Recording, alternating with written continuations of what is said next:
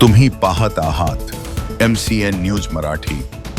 बुलढाणा जिल्ह्यातील जळगाव जामोद शहरातील गोपाल कृष्ण गोरक्षण संस्थेमध्ये मकर संक्रांतीच्या पावन पर्वावर 14 जानेवारी रोजी गोपूजनाचे आयोजन करण्यात आले होते।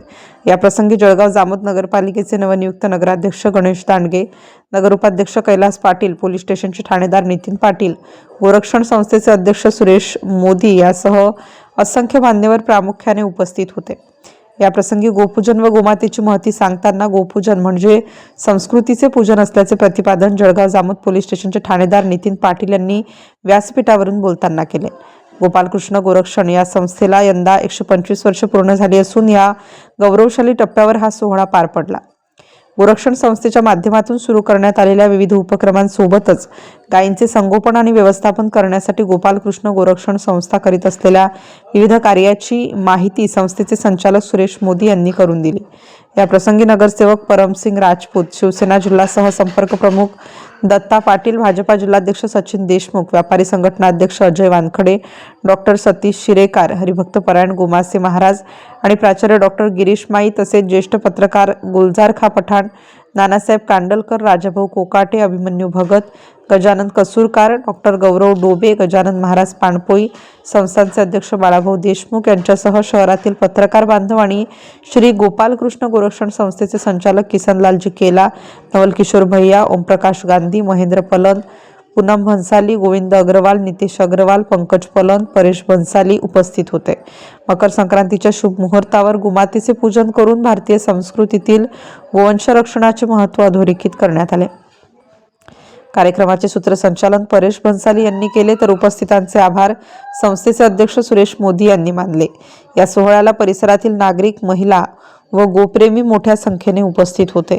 MCN न्यूज मराठी करिता वैभव वडोदे, जळगाव। सर्वांना जय गजानन, जय गोमाता।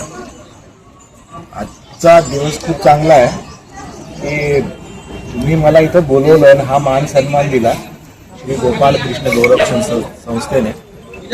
आम्हाला यांची खूप मदतच असते की जेव्हा कुठेही आम्हाला माहिती पडलं की त्या गोवंश आहे किंवा गायी आहे, आम्ही त्या सोडवून आणतो आणि निश्चिंत होऊन जातो यांच्याकडे सोपवून।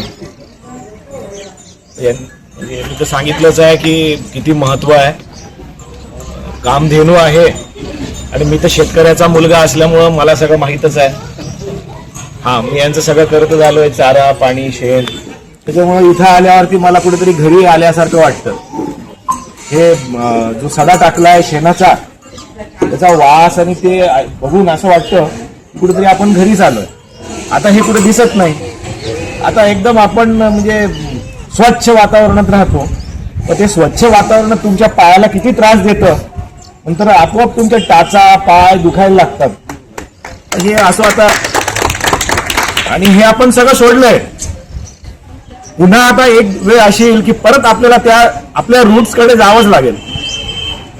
म्हणून आपण हे आपली संस्कृती, संस्कार आणि आपले रूट्स, आपली जडे हे आपण विसरायला नको। आणि हे सगळं तुम्ही एवढ्या वर्षांपासून करतायत, 125 वर्ष म्हणजे खूप मोठी तपश्चर्या आहे तुमची। सर्व परीने आमच्याकडून काय सहकार्य होईल ते तुम्हाला आम्ही देऊ आणि तुम्हाला पुन्हा एकदा शुभेच्छा। जास्त काही बोलत नाही।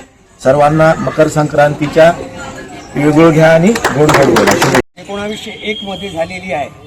1962 मध्ये धर्मदा आयुक्त कार्यालय बुलढाणा हे आल्यानंतर संस्थेने सुरुवातीलाच रजिस्ट्रेशन करून त्या दिवशीपासून संस्था तेथे रजिस्टर असून 31 मार्च 2025 पर्यंत संस्थेचे ऑडिट होऊन रिपोर्टिंग केलेले आहे। त्यानंतर संस्थेकडे आज 300च्या वर गोमाता असून त्या गोमाताचे संस्था पालनपोषण करते। संस्थेने त्यांच्या चाऱ्यासाठी 5000 स्क्वेअर फुटाचे चारा गोडाऊन बांधले असून त्यामध्ये 300 गोमाताला वर्षभर पुरेल इतका चारा आजच भरलेला आहे।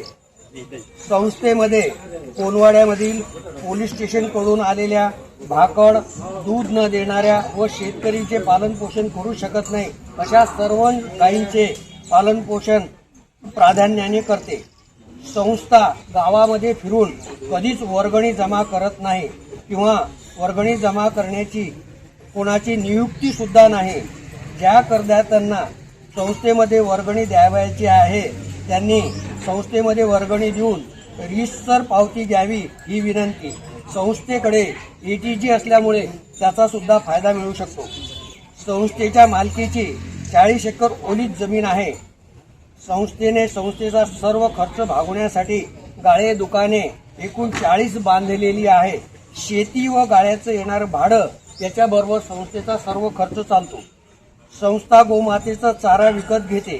संस्थेमध्ये पकडलेल्या सर्व गायी आजपर्यंत त्यामधली एकही गाय संस्थेने पोलीस स्टेशन किंवा कुठून सोडलेली नाही. सर्व गायींची संस्था इथे पालन पोषण करते. 2 मिनिटात मी माझं